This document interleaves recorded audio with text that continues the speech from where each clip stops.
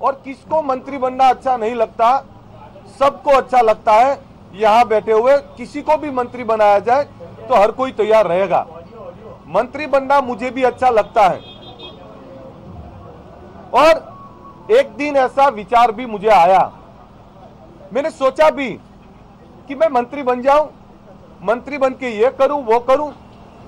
मैं आज दिल से, सफाई से, सच्ची बात बोलने आपके बीच आया हूं।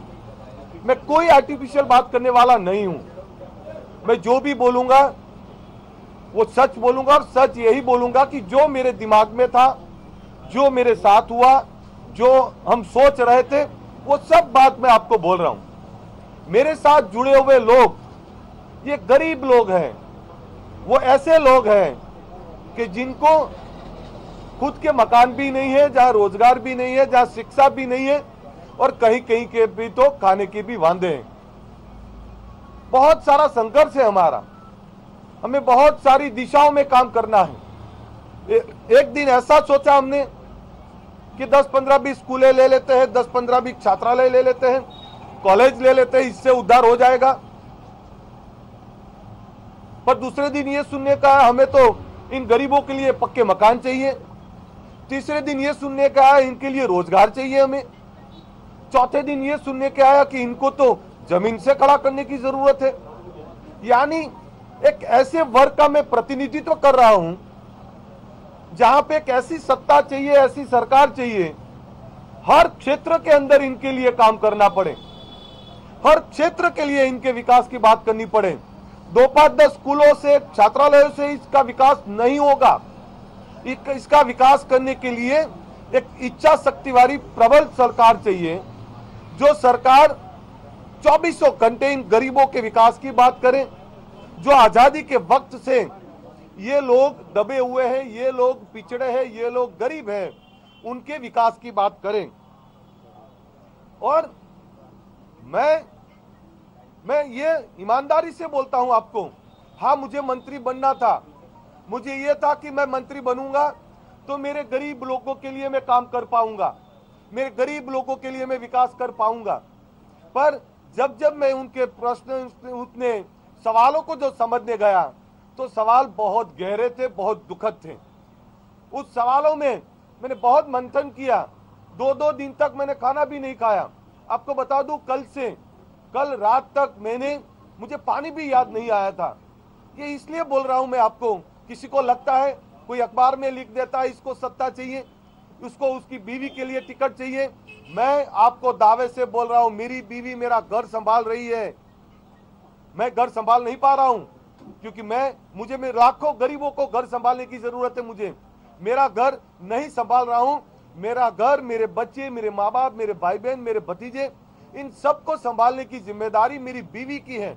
और उसने बोला है, और मैं भी बोल रहा हूं, मेरी बीवी मरते दम तक राजनीति में कभी नहीं आएगी, मेरा परिवार राजनीति में नहीं आने वाला। तो इस तरह की जो लोग बात करते हैं उनको भी समझना पड़ेगा। ये मैं सत्ता की लालच के लिए नहीं दौड़ रहा हूं। अगर मुझे सत्ता चाहिए तो 6 महीने पहले मैं मंत्री बन जाता, 6 महीने पहले में मैं मंत्री बन सकता था। पर मुझे वो सत्ता नहीं चाहिए जहां मेरे गरीबों की बात ना हो, जहां मेरे गरीबों के लिए मैं कुछ ना कर पाऊं। तो जो ये लोग बात कर रहे हैं उस बात को भी मैं डिनाई कर रहा हूं। मुझे दूसरा ये सवाल भी आया, जब मैंने मंत्री बनने का सोचा, जब मैंने ये सोचा कि मैं सरकार में जुड़ जाऊं, मैं बहुत ईमानदारी से आपको बात कर रहा हूं, सभी बातें, यानी आपके मन में कोई दुविधा आज के बाद नहीं रहेगी। मैं जो भी डिसीजन लूंगा, आपको ये दावा भी कर रहा हूं, मैं अकेला भी संघर्ष करने के लिए तैयार हूं, पर मेरे लाखों युवा भी मेरे साथ संघर्ष करने के लिए तैयार है। पर जब मैंने सोचा कि मैं सरकार में जुड़ जाऊं, मंत्री बन जाऊं, तब दूसरा सवाल यह आया कि 2017 में मैंने जनादेश लिया था। 2017 में मैंने 1 साल तक हर गांव, हर चौराहा, हर सिटी के अंदर मैं गया था। 25 लाख से ज्यादा लोगों ने अपना जनादेश दिया था, और उन लोगों ने ये बोला था कि अल्पेश ठाकुर तुझे यहां जाना है। जब मेरे लोगों ने जनादेश दिया मुझे कि मुझे कांग्रेस पार्टी में जाना है, उस बात का भी मैंने सोचा। मैं कोई बंद कमरे में डिसीजन नहीं ले सकता। किसी को ये लगता होगा कि अल्पेश ठाकुर कंफ्यूज है। हाँ, मैं कंफ्यूज हूं। कंफ्यूज इसलिए था मैं, अब तक था मैं, अब नहीं हूं। कंफ्यूज इसलिए मैं अब तक था, मुझे मेरे गरीब लोगों का वो दुख, जो लोग भूखे रहते हैं, जिनके कच्चे मकान देखता हूं, जिनके वहां पानी नहीं है, जिनके वहां बिजली नहीं है, जिनके वहां सड़कें नहीं है, जिनके लिए वहां रोजगार नहीं है, जिनके वहां शिक्षा नहीं है, उनको देखता हूं तो मैं मन ही मन रो पड़ता हूं। और कई बार अकेले में भी मैं रोया हूं और मैं बहुत इमोशनल हूं। मैं कभी अपने सेंटीमेंट छुपा नहीं सकता, मैं दब के नहीं रह सकता। मैं दिल से बोल रहा हूं, हाँ मैं ईमानदारी से बोल रहा हूं। आप सबको मैंने मंत्री बनने का सोचा था, मैंने बात भी की, पर मैंने बहुत सारी बातों के लिए सोचा। कल रात तक ये मैं और धवल सिंह पूरी रात, परसों भी नहीं सोए, कल भी नहीं सोए। मैंने हर बार मेरे लोगों को पूछा, जब पूछा तो 2017 की बात आई, और जब मैंने मेरे गरीब लोगों को पूछा तो उन्होंने ये सवाल किया मुझे, अल्पेश ठाकुर मुझे ये बताओ, क्या तुम्हारे पास पैसा था? क्या तुम सत्ता में थे? तुम्हारे पास कुछ नहीं था, फिर भी हम तेरे साथ जुड़े। क्या हमने तुझसे पैसा मांगा? क्या हमने तुझसे मकान मांगे? क्या हमने तुझसे ये हमारे विकास की बात मांगी? हमने ये सोच के ये मांगा है कि तू जब अपनी सरकार लेके आएगा तब मुझे मांगने की जरूरत नहीं होगी। हमें भी पता है तू सत्ता में नहीं है, तो तेरे पास अभी कुछ नहीं है, फिर भी जहां सम्मान है, जहां तूने वादा किया है, जिस बात को लेके तू राजनीति में जुड़ा है, उस बात को संभाल के रख। हम तेरे साथ हैं, संघर्ष करना पड़ेगा तब भी हमने तेरे साथ है। तो किसी ने मुझे यह बताया कैसा संघर्ष, तब किसी ने यह बताया कि शिवाजी महाराज को देख लीजिए। वो शिवाजी महाराज जो 25 साल तक जंगलों की खाक ढूंढ रहे थे, जो महाराणा प्रताप जिन्होंने 14-15 साल संघर्ष किया, युद्ध किया, जहां पे मैं तो रामचंद्र भगवान की बात करूं, 14 साल वनवास में चले गए, और जहां पे हमारी आजादी के जो गढ़वैये थे, जो आजादी के लड़ने वाले लोग थे, 200 साल लड़े, कई मरे, कोई पीटे, 200 साल के बाद भी वो लोग सत्ता लेके आए। मैं ये भी बोल रहा हूं कि मेरे इस डिसीजन से, मैं जो डिसीजन लेने वाला उसमें मेरे कई युवा नाराज भी होंगे। उनको लगेगा कि हमें तुरंत सत्ता ले लेनी चाहिए थी, हमें तुरंत सत्ता के अंदर जाना चाहिए था, और कई लोग नाराज होकर कुछ भी डिसीजन ले सकते हैं। पर मेरी शुभकामनाएं उनके साथ, उनकी वजह से अगर 2-4 स्कूल भी आएंगे, 2-4 छात्रालय भी आएंगे, तो मुझे सबसे ज्यादा गर्व होगा। और उसके अंदर मेरे सेना के लोग हो या मेरे समाज के लोग हो, अगर सरकार से कुछ ले आते हैं तो मैं गर्व होगा मुझे। पर मैं सत्ता के बिगड़ रह सकता हूं, सम्मान के बिगड़ नहीं रह सकता। कोई मुझे बोलेगा ये बिकेगा या ये लालचू है, उस बात को लेके मैं कभी नहीं रह सकता। तो जैसे ही मैंने मेरे लोगों से बात की है, उस बात को लेके मैं आज आपको वचनबद्ध होके बोल रहा हूं, हमने संघर्ष का रास्ता पसंद किया है।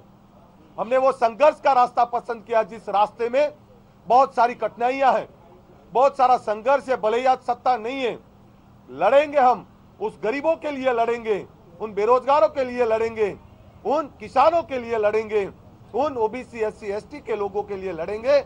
अल्पेश ठाकुर अब बहुत फ्री हूं मैं, और बहुत क्लियर हूं, मुझे लड़ना है मेरे लोगों के लिए। तो मैं अब कांग्रेस पार्टी के साथ रहने वाला हूं और कांग्रेस पार्टी को ही समर्थन देने वाला हूं। इससे मेरे लोगों के अधिकार की बात होगी, और कोई मुझे और मेरे लोगों को ताना नहीं मारेगा कि ये बिक गया या ये लालचा के अंदर आया, क्या इसको मंत्री पद चाहिए था। मुझे कुछ नहीं चाहिए, पर मुझे मेरे लोगों का सम्मान चाहिए, मेरे लोगों का अधिकार चाहिए। उसके लिए हम संघर्ष करेंगे। तो अब से मैं सभी पत्रकार दोस्तों को भी बोलना चाहता हूं, जो लोग ओछी भाषा में जो लोग बोल रहे हैं उनको भी बोलना चाहता हूं, अगर मुझे लालच होती तो मैं 6 महीने पहले चला गया होता। मेरी बीवी कभी राजनीति में नहीं आने वाली, मेरी बीवी ना कभी लड़ने वाली, और उसने सोचा भी नहीं। और कहीं पे भी आपके पास ऐसे इनपुट हो कि मैंने मेरे बीवी की बात की, मेरे परिवार की बात की, मैं परिवार की बात नहीं करने वाला हूं, मैं गुजरात की बात करने वाला हूं, मैं देश की बात करने वाला हूं, मैं ईमानदार लोगों की बात करने वाला हूं, इस यहाँ पे खड़े हुए मेरे युवाओं की बात करने वाला हूं, मेरे गुजरात के गांव के लोगों की बात करने वाला हूं। मुझे बहुत संघर्ष होगा, बहुत तकलीफ होगी, पर उस तकलीफों के बावजूद भी हम कांग्रेस के साथ रहेंगे। मेरा समाज और मेरे लोगों के लिए मैं लड़ता रहूंगा। मैं मेरे से ज्यादा अगर मेरा समाज कल मुझे बोलेगा भी कि सिर्फ ठाकुर सेना चलाओ, तो मैं आपको यह भी बोल रहा हूं सिर्फ ठाकुर सेना चलाने के लिए मैं तो तैयार हूं, बट दूसरी कोई बात मुझे नहीं चाहिए। तो मेरे लिए ठाकुर सेना, ओबीसी, एससी, एसटी, एकता मंच, उनके अधिकार, उनके लोगों की बात, उन बात के अंदर मैं जुड़ा हूं। आप सभी पत्रकार दोस्तों ने मुझे बहुत सारा सम्मान दिया है, बहुत सारा प्यार दिया है, पर अब मैं आप सभी से बोलना चाहता हूं कि आपके हर सवालों का जवाब मैंने दिया है, फिर भी आपके जहन में अगर कोई सवाल हो तो मुझे पूछ सकते हैं। आप कल दिल्ली गए, क्या कुछ बातचीत हुई, क्या वहां से भी आपका मामला? देखिए, मैं दिल्ली गया और दिल्ली जाके मैंने इतना ही बोला, क्या मेरे गरीब लोगों को उनको अधिकार के लिए लड़ना है, क्या मेरे लोगों के लिए पार्टी को लड़ना है? क्योंकि कांग्रेस पार्टी की विचारधारा जो है, बोलते हैं कि हम गरीबों की विचारधारा है, तो मेरे लोगों के लिए लड़ना है, उनके सम्मान की बात करनी है और मेरे लोगों को सम्मानजनक जगह पे रखना है, यही बातें थी।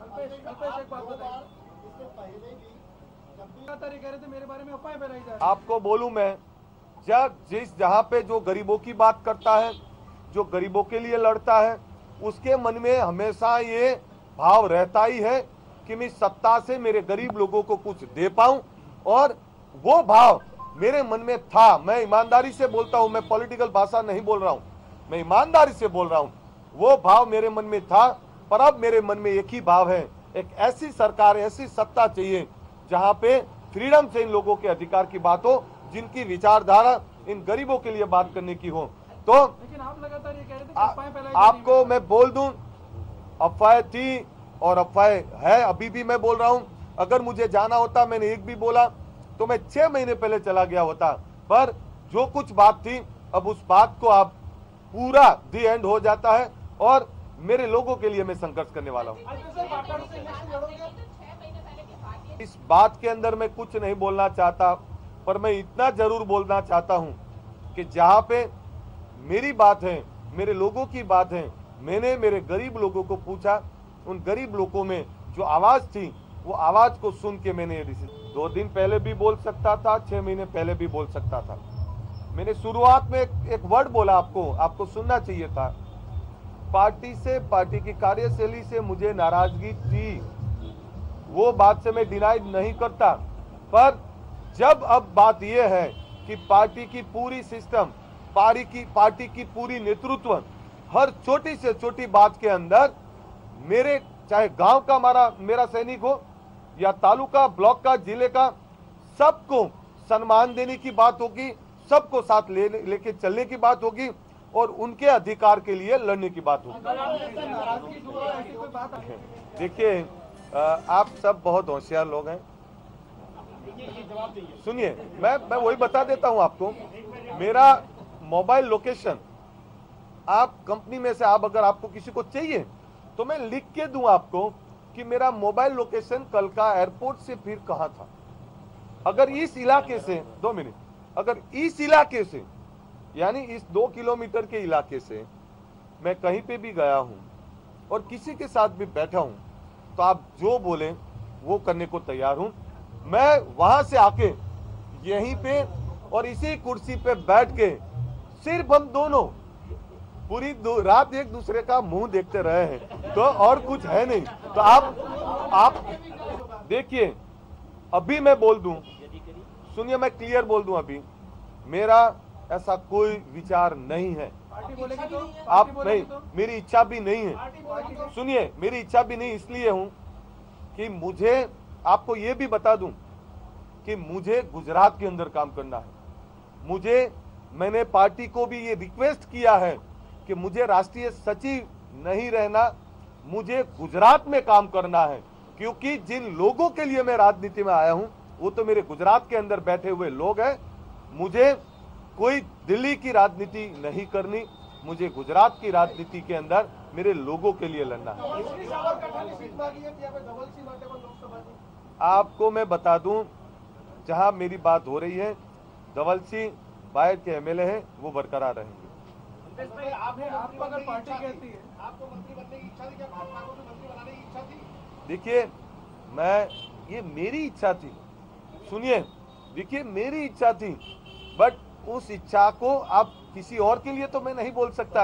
पार्टी की इच्छा सुनिए, पार्टी की इच्छा, अरे मेरी बात सुनिए ना, आपको सवाल ही करने हैं, पूछ लीजिए। चलिए, मैंने क्लियर कट आज बोला है, मान लीजिए भाजपा की इच्छा थी नहीं थी, मेरी इच्छा थी, मैं ईमानदारी से बोल रहा हूं, मेरी इच्छा थी। अब उनकी इच्छा नहीं थी, वो इनका पॉइंट ऑफ व्यू है, उनकी इच्छा थी, वो उनका पॉइंट ऑफ व्यू है। पर मैं अभी भी बोल रहा हूं, मैं मंत्री नहीं बनना चाहता अब, क्योंकि मैं अब मेरे लोगों के लिए लड़ूंगा। भाजपा को बताई थी। मैं क्या बोल रहा हूं, मैं किसी को बोला नहीं बोला उस बात में मत जाइए। जैसे देखिए, जैसे आप समझ लीजिए, अरे आप समझ लीजिए, इतना बड़ा संगठन, इतने ज्यादा लोग और एक विचार, एक आवाज, उस आवाज को कोई पार्टी एक्सेप्ट करे ना करे वो उसका पॉइंट ऑफ व्यू। पर मैं दूसरा ये बोल सकता हूं आपको, जो लोग गए हैं उनको बनाया गया है, आज भी जो लोग गए हैं उनको भी बनाया गया। तो मैं उनको शुभकामना देता हूं कि जो लोग गए हैं वो लोग गरीबों, बेरोजगारों, किसानों के लिए कुछ लेके आएंगे गुजरात के अंदर, इन गरीबों को लिए कुछ करेंगे। उन सभी लोगों को, जो आज लोग शपथ करने वाले हैं, उनको भी मैं शुभकामना देता हूं। पर 12 तारीख को हमारी CWC होने वाली है, उसके अंदर आप सभी को आमंत्रित। मैं बार बार बोल चुका हूं, नाराज मैं था पार्टी की कार्यशैली से, कुछ लोगों की कार्यशैली से। अब मैंने तय कर लिया है, कोई भी कुछ भी करे, अब मुझे संघर्ष करना है, तो उस संघर्ष में सही जगह पे कुछ भी आएगा, कुछ भी लगेगा, मैं संघर्ष करूंगा। देखिए, अब मुझे पार्टी के अंदर संघर्ष करने की जरूरत नहीं पड़ेगी। पार्टी के अंदर अब मुझे संघर्ष करने की जरूरत नहीं पड़ेगी। अब पार्टी, ऐसा आप समझ लीजिए, आने वाला वक्त आपको बताएगा। आपको बोल दूं मैं, वो नाराजगी एक ही मुद्दे पे खत्म हुई है। आपके लोगों का सम्मान अब कोई भी तोड़ेगा, आपके लोगों के साथ कोई भी दुर्व्यवहार करेगा तो पार्टी उसके खिलाफ एक्शन लेगी। अब मैं ये मानता हूं, आप जब न्यूज चलाते हैं, आप जब बायस से सवाल करते हैं, 2012 में आपको ये जानना होगा 25 लाख लोगों का जनादेश लेके हम लोग आए हैं। तो उस बात को आप उस बायस से मत कीजिए। आप, मैं क्लियर आपको बोल दिया मैंने, मैं कांग्रेस पार्टी के अंदर हूं, मेरे लोग उनके लिए लड़ेंगे हम लोग, और कांग्रेस पार्टी आने वाले वक्त के अंदर इसके लिए आंदोलन भी करेंगे। देखिए, मैं लोकसभा चुनाव में नहीं लड़ने वाला। देखिए, हार्दिक पटेल कांग्रेस में आने वाले, ऐसा मैंने आप लोगों के माध्यम से जब सुना है, तो मैं उनको आमंत्रित जो किया गया पार्टी की ओर से, मैं खुद, अगर वो अच्छी तरीके से आते हैं और अगर वो जिस तबके की लड़ाई लड़ रहे हैं वो आते हैं, नहीं आते हैं, पर जहाँ पे गरीब की बात होगी, जहाँ पे बेरोजगार की बात होगी, जहाँ पे पिछड़ों की बात होगी, जहाँ पे किसानों की बात होगी, मैं उनके साथ भी हूँ। हम लड़ने के लिए तैयार हैं। देखिए, हार्दिक पटेल, अगर कोई भी कोर्ट का जो इश्यू चल रहा है उसको आप समझने दीजिए। देखिए, मेरा कद छोटा है, मेरे लोगों का कद छोटा है, हमारी मांगे बहुत ज्यादा नहीं है। हम तो यही मानते हैं, और सरकार से भी आपके माध्यम से मैं अभी भी रिक्वेस्ट कर रहा हूं कि सरकार हमारे गरीब लोगों के लिए स्कूल, कॉलेज, छात्रालय, उनके मकानों की, बेरोजगारों की, इनके अधिकार की बात करे। और सरकार जो मेरा ठाकुर विकास निगम है उसमें भी 200-500 करोड़ डाले, क्योंकि उसमें कोई वहीवटी प्रक्रिया के अलावा कोई पैसा नहीं है। तो मैं आपके माध्यम से सरकार से रिक्वेस्ट करता हूं कि सरकार ठाकुर विकास निगम में 200-500 करोड़ भी डाले, और सरकार मेरे समाज के लिए और मेरे समाज के साथ ओबीसी, SC, ST के उन गरीब लोगों के लिए शिक्षा में आधुनिकीकरण लाए और शिक्षा की व्यवस्था खड़ी करे और वहाँ छात्रालय बने। देखिए, आपको अगर समझ में नहीं आती, मैंने क्लियर बोल दिया, आप इतने भी बुद्धू नहीं है, मैंने क्लियर कट बोल दिया है। जो बात थी वो मैंने क्लियर कट बोल दिया है। नाराजगी थी, नाराजगी खत्म है। मेरे लोगों ने जो बोला है उस बात को लेकर मैं आगे मैं उन सबको, जो लोग जा रहे हैं उनको भी मैं शुभकामनाएं देता हूं, क्योंकि मैं ये मानता हूं कि वो खरीद फरोख्त में नहीं गए होंगे। मैं मेरे सवाल मैं बोल देता हूं, मैं ये मानता हूं कि वे खरीद फरोख्त में अंदर नहीं गए होंगे, वो मंत्री बनने के लिए नहीं गए होंगे। उन्होंने कुछ तय किया होगा कि सत्ता में जाके उन बेरोजगारों के लिए अधिकार ले आएंगे, जो गुजरात के अंदर लाखों बेरोजगार हैं उनकी पॉलिसी बनाएंगे, जो किसानों के कर्जे माफी की बात है वो हल करेंगे, जो जो जितने भी स्कैम हुए उसके गुनहगारों को सजा दिलवाएंगे, जिन पिछड़ों के अधिकार की बात की उन अधिकारों की बात करेंगे, क्योंकि ये वही लोग हैं 2 दिन या 2 महीने पहले इन्हीं लोगों ने इन इश्यूज को उठाया था, चाहे असेंबली के अंदर हो चाहे बाहर हो। तो अगर वो खुद के लिए नहीं गए तो उनकी आज बात करेंगे, शपथ ग्रहण के बाद तुरंत बेरोजगारों के लिए जो बात करेंगे, किसानों के लिए बात करेंगे और वो नक्कर बात करेंगे, पॉलिटिकल बात नहीं करेंगे। देखिए कई बार ऐसा होता है कि आपको बहुत मनोमंथन करना होता है, सत्ता चाहिए, सत्ता सबको अच्छी लगती है, पर जिस सत्ता को लेके अगर आप चोर साबित होते हो, जिस सत्ता को लेके अगर आप लुटेरे साबित होते हो, तो वो सत्ता मुझे नहीं चाहिए। देखिए हम संघर्ष कर लेंगे।